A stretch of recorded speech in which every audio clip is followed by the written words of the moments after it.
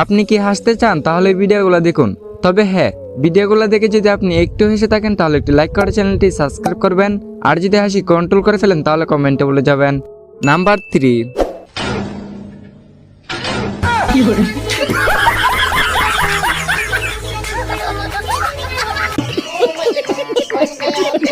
Number 2।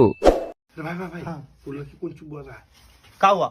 हमारी girlfriend नहीं है ना, नहीं। तो फिर तू ऐसी जिंदगी पर।